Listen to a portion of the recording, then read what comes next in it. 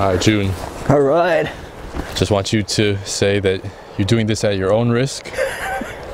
If you fall or get injured, it's at your own risk. Dang, look at that. Ready? Yep, ready. Let's go. Let's do it. All right. All right.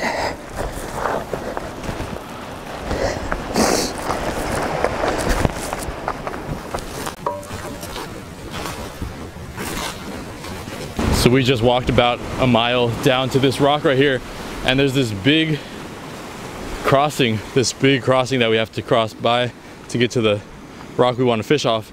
So that's why we brought this 8-foot board, 2 inches wide or 3 inches wide, or that's a 2x4. So let's try to fit it across. Ah! Yep, like, oh no! Like 3 inches. That is too close, man. Let me see. What do you think? Yeah, just keep your weight on this side. Ah, man, this is crazy, man. I told you. This is crazy. So I was just barely holding the beam. And look at the water. If we fall, we fall. Yeah. Wait, let me try. No, man, dude. It shakes. One shake, you fall.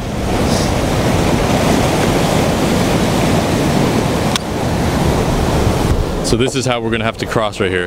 That's how much the board is on the rocks. Just by an inch going over here. And it's just an inch also. You're crazy. Let's do it. Let's do it. This is just crazy idea, man. Like, one mistake, it will hurt. You're not gonna die, but it'll hurt. Yeah, you'll hurt for sure. There we go. I'll hold it. You good? Are you gonna pass it? Shoot.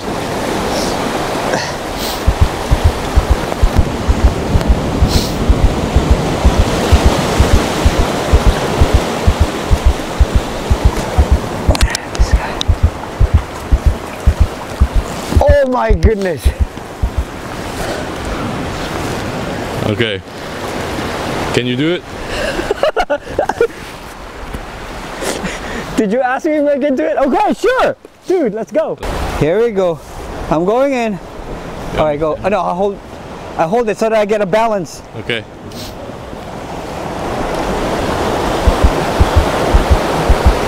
Look straight, look straight. There you go.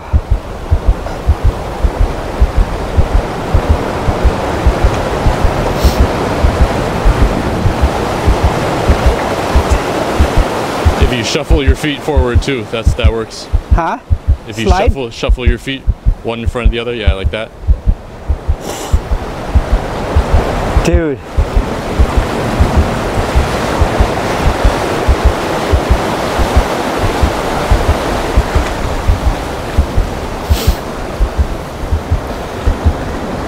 Oh my gosh.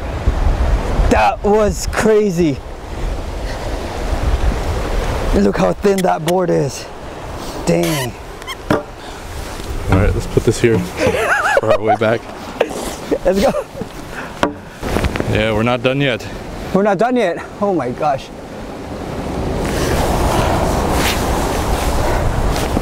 All right. Yeah, man. We're at the spot now. All right, so yeah, we're just gonna cast, we're gonna bait up, throw our swim baits from right here, throw our bait, whatever you want to use. And there's like no place to land the fish right here other than right on this edge of the cliff. So this is a, cliff fishing probably at its one of its most dangerous. So if you ever, if you see this video and you think that it's cool, I don't know, I recommend don't do it unless you go with someone who knows what they're doing. There's a lot of risks involved, especially if you go by yourself. Last year there was someone who was cliff fishing from Monterey and they died, and I just can't help but think that it was partially influenced by my video. I don't know, I don't know. But so just, be careful if you come out here. And just in case anything happens, God forbid, I have a life vest to throw to June, or for him to throw to me, and also that yellow rope, just in case one of us falls into the water there.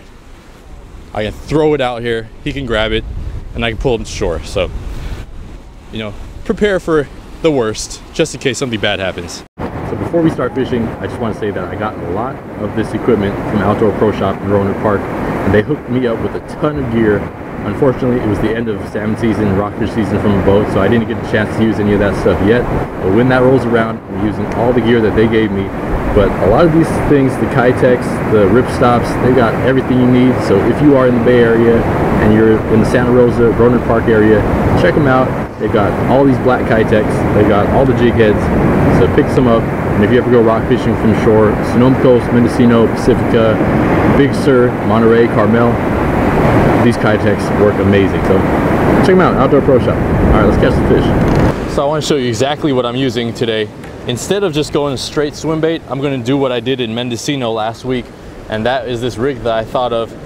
Basically a drop shot. I got a 1 ounce weight on the bottom, a size 2 hook right here, and a size 2/0 on top. They're both bait holder hooks, and you can honestly probably use the O'Shaughnessy hooks or the octopus hooks. It probably doesn't matter too much. And I've got these 2 swim baits, both Keitechs. One is a 4-inch black and blue swim bait. The other one is just a straight black. Caught, like I said, so many fish on this black swim bait. And I'm going to rig up just like I would a normal swim bait. Just like if it was going on a jig head. I'm going straight through the hook, and I'm coming out right on the back, and I want to make sure that that hook is centered on the swim bait. If I do that, it should look like that, something like that, so when it swims along it has a good presentation. I'm going to do the same thing with this blue one, and then what I'm going to do is cast straight out. Man, it's really windy. That 1 ounce weight should help me feel bottom, and just let it sink and sink and sink until I feel it hit bottom, and then do a slow retrieve, bouncing it back. Can you feel the bottom? No. Probably just let it sink more, but you don't want to let it hit, you know, drag. How deep is this, you think? Probably 20 feet at least. All right, let me do that again. I thought I'm reeling it too early. So sometimes when you're fishing a rocky area like this, like I always think it's the most important thing to find how deep the bottom is. So uncut, let's see how long it takes for this weight to hit bottom. So I cast out, it just hit bottom now. 1, 2, 3, 4, 5, 6, 7, 8, 9, 10, 11, 12, 13. 13 seconds, just hit bottom. It took 13 seconds to hit bottom. 13 seconds, that's deep. With 2 ounce sinker? 1 ounce. 1 ounce. Lose a lot of rigs rock fishing too, especially with these open hooks. If you do get snagged, just pop it off. Oh, snag right away. First cast, and I got snag. Damn, yeah. Too heavy. Can't tell if I had a fish. Oh, what? Or that's a fish. Probably. That's a fish. Damn, look. I'm gonna switch it up to a single. So I rigged up this 4-inch black and blue on a 3/8 ounce jig head. Really, really light, especially for these windy conditions, but I really like to fish as light as possible. And that's rigged up just about as perfect as you can get.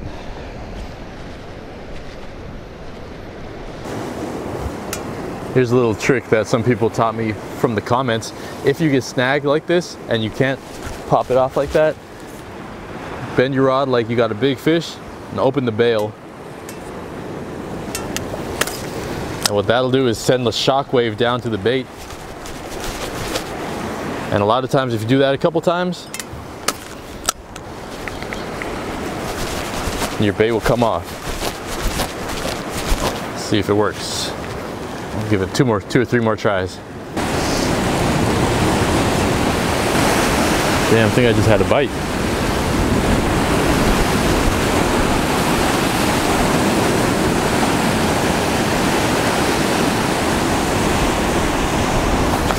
Got a bit, got a fish.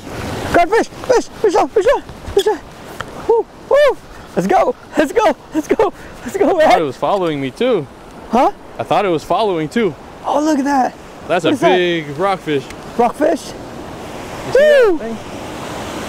Yeah! Let's go. Nice, that's fat right there, man. Yeah, on the swim bait. Dude, that's huge. Yeah, I'm telling you, any rockfish you catch here, they're gonna be big. That's huge. Man. Yeah, I didn't bring lunch either, so we can eat this up. Dude, let's cook 'em eat up. it. Yep. Oh, Is that a keeper? Yeah, there's no size limit to these. Felt a little bite. I was like, damn, that's a bite. Kept reeling. My weight started hitting on some rocks, but I kept it down there, and then boom, felt the hit, set the hook, got him.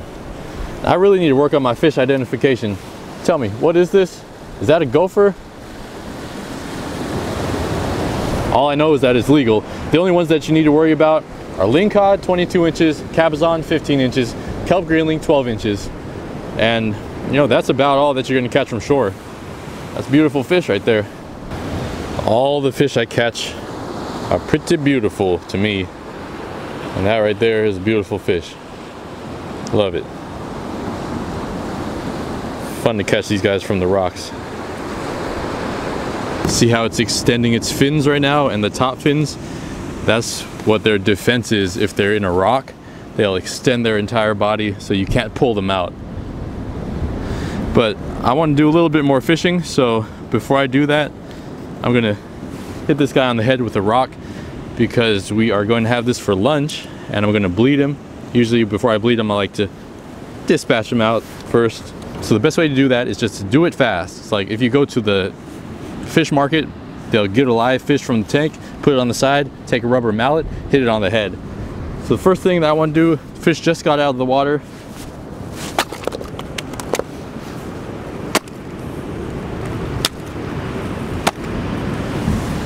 Okay, so now that the fish is dead, you want to cut the gills immediately after you hit them on the head, and that way the blood is still pumping through its system, so it'll get all the blood out. And you just cut the gills. I've done this many times, so if you've seen it, you've seen it. But if this fish were out of the water for a while, you can cut its tail right here, cut through the spinal cord, and just hold it, hang him like this, and most of that blood will drain out, and you can massage the fish on the side like that, and more of the blood will come out. And that just makes the fish taste better. The meat will be nice and white, it won't be red at all. And yeah, so I'm just gonna let this guy bleed out. I'm gonna put him in the water down there, and I'm gonna fish a little bit more, try to catch another one before we have to go. I forgot my fillet knife too. I forgot any kind of knife. June also forgot his. So all I've got is this little pocket knife, 1-inch knife on my keychain. So that's what I'm gonna have to fillet this fish with. Look, sometimes if you catch a fish and you cut its gills, sometimes the blood clots really fast, so you know it doesn't bleed out. But if you cut right on the throat, that's its heart right there. Oh, dude. And then you can see, it's still pumping. Beating, yeah. Yeah. So, and it's been dead for like 2 or 3 minutes now. But if you cut just on that artery right there, then most of the blood will come out. You can already see how white the meat is right here. Yeah. But yeah, you want to eat it? The heart? Eat the fish beating heart. That was my first catch and cook ever. All right. Okay. No, sure, do you want to? I don't want to, but if you want to. Dude, you dare me, I'll do it.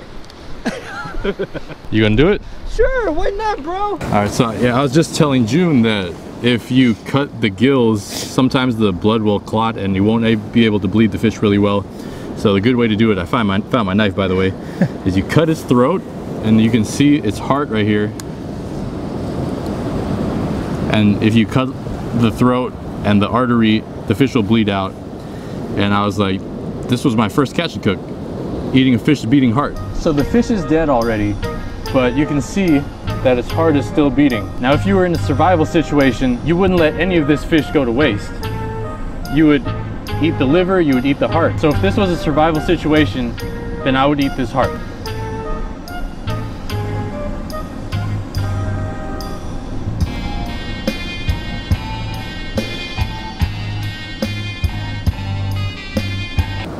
You want to do it? Dude, let's do it, man. All right, so that is the heart. Look, you can actually see it still beating.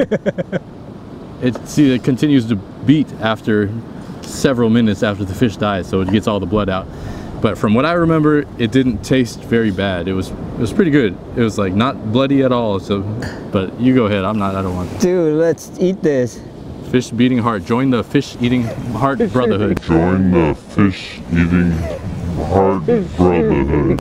Oh, that's Roman. Move it. Right here. All right, it's still clean. It's so clean. Right there. Don't let it beat out your hand. Okay. All right. Here we go, folks.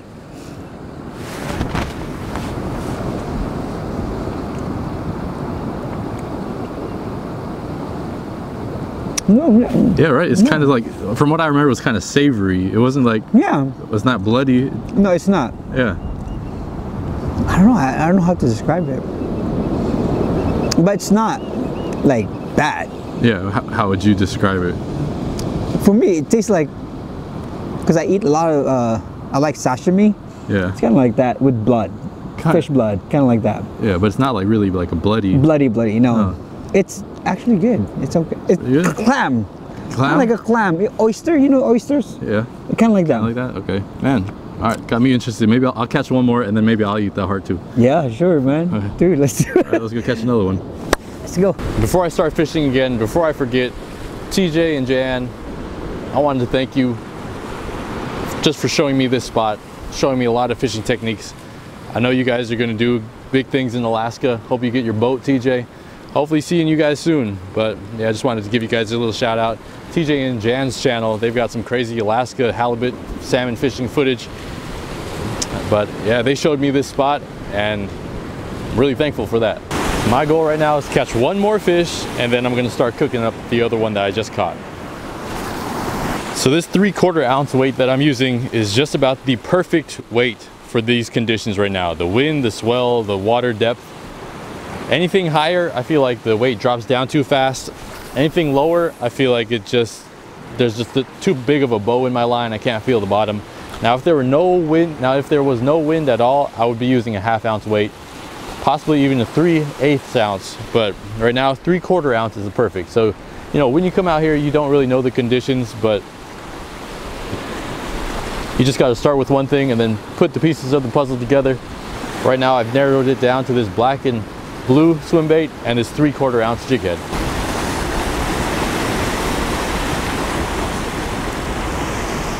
Oh! You got it?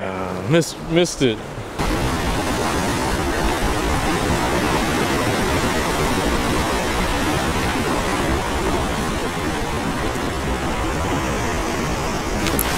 Oh, damn. Missed it. Damn. Man, that was a fish for sure. That fish is feeding too. He's looking for food. So if this swims right in front of him again, he's gonna bite it. So June's goal when he came out here was to catch a lingcod. So he's gonna continue to fish and I'm gonna clean this fish and cook him up for us. So I'm gonna keep the skin on. I'm gonna do some fillets because this is a pretty big fish. So I'm just gonna scale him out like that, get all these scales off. When you're scaling a fish like this too, make sure you don't poke your fingers into the spines because you're, going the opposite way. Get all these scales off of this guy. Thank you for letting me catch you. And I know you're gonna provide a good meal for both of us. One of my favorite parts about scaling a fish, after you scale it like that, you can just brush where the scales once were back and you get the natural color of the fish. Put it back up like that and they're gone. So I'm gonna do the other side now. All right, the fish has been scaled. Now let's go ahead and get a couple nice fillets off this baby. Oh, by the way, this is a $2 knife from Walmart. So you can do this with any knife. I was gonna do it with my pocket knife and I bet you that it would turn out just as well.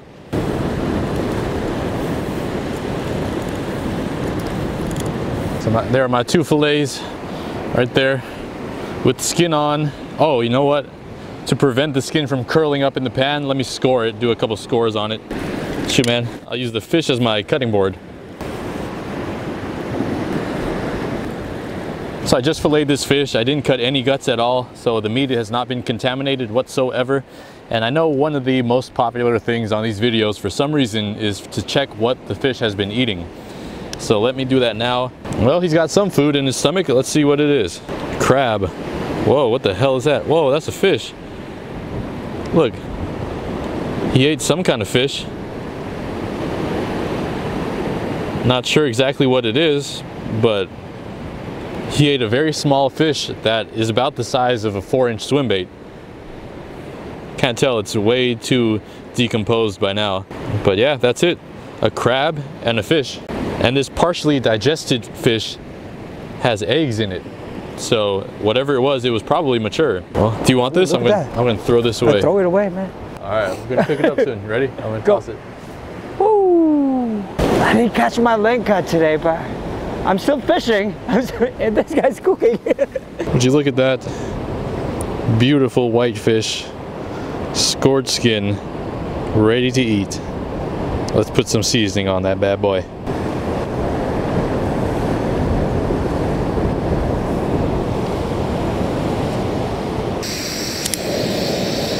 So I just put a little salt, pepper, and garlic on these fillets right here. I'm just gonna cook it like normal, just a little bit of butter, salt, pepper, garlic, and you know, I promise I'll get a few more recipes. Some people don't like seeing the same old thing over and over again, but that's just how I like to cook my fish. So let's get this butter heated up. And one thing I forgot is the avocado. Yeah, butter's heated. Put this beautiful fillet right in there. Oh, hear that sizzle. And the skin starts to curl up, but because I scored it, it only curls up in the section that's not scored. So while this cooks, let me tell you just a little bit of news. I bought a boat yesterday, a 12-foot Zodiac with a 10 horsepower motor. I've got a lot of plans for that thing. Rockfish, salmon, all kinds of stuff. Crabbing, halibut, stripers. So that's gonna come up once the season's open for offshore angling for rockfish and salmon in April. And also, I don't plug it too much, but I got hoodies, t-shirts, long sleeve shirts at fishermanslife.net if you want to purchase them. Camera. Sit down. Yeah. Oh my God. Ow, ow, ow. You all right? Oh, it's sharp? Sharp. My butt is. Ooh, okay. Got some Doritos just in case.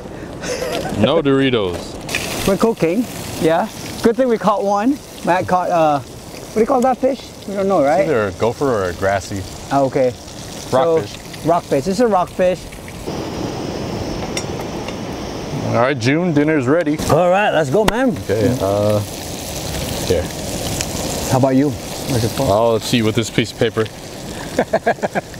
Let's see this.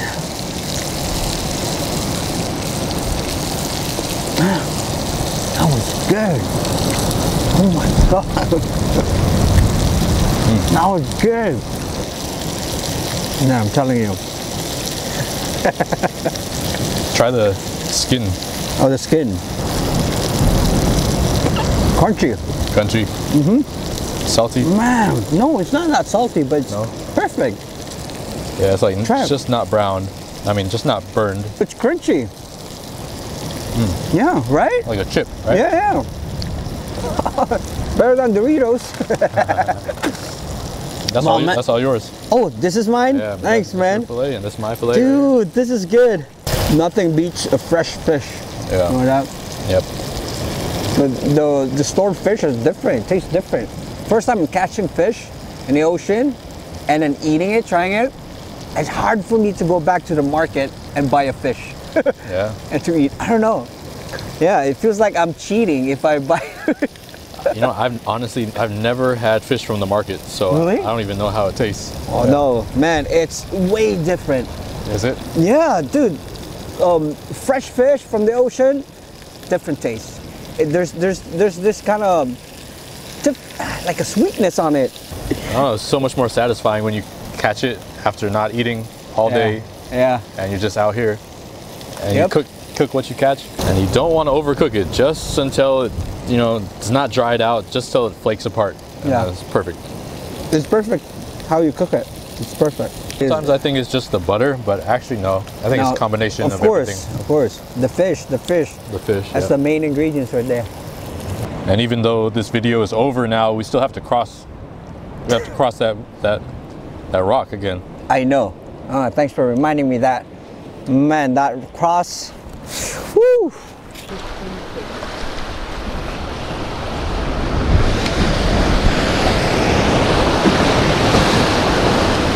Okay.